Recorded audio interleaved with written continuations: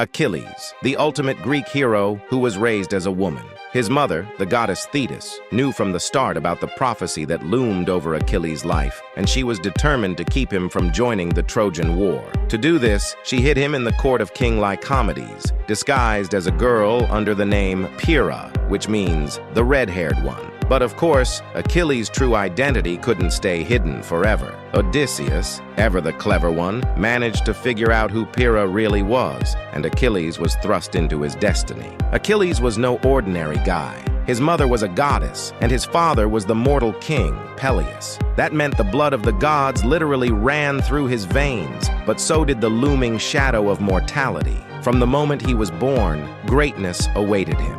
Thetis, desperate to protect her son, dipped him into the river Styx, a mystical river said to grant invulnerability. But here's the twist. She held him by the heel, which left just that one spot vulnerable, as we all know. That's where the infamous Achilles' heel comes from, one of the most iconic symbols in all of mythology. From an early age, Achilles showed he was no ordinary warrior. Trained by Chiron, the wise centaur, he mastered not only the arts of war but also healing. Imagine that, a warrior who could slay enemies and heal allies. But the real story begins with the Trojan War. Achilles wasn't just any warrior, he was the greatest of them all. When we talk about his feats on the battlefield, one thing stands above everything else: his rage. In Homer's Iliad, Achilles' fury changes the course of the war after Agamemnon takes his concubine, Briseis. This moment shows us not just the ferocity of Achilles in battle, but also his humanity. He loved, he felt pride,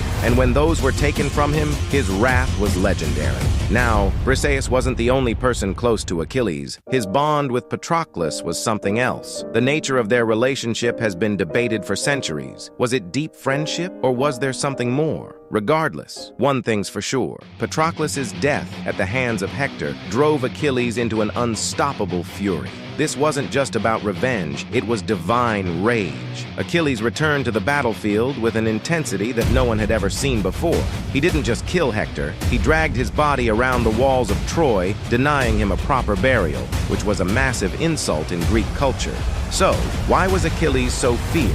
Besides his near invincibility, Achilles was incredibly fast. In fact, one of his nicknames was swift-footed. No one could match his speed in battle. Combine that with his unmatched skill with a sword and spear, and you've got someone who was practically unbeatable. Achilles wasn't just a fighter, he was a living symbol of war. His towering presence, supernatural skill, and divine connections made him a living legend.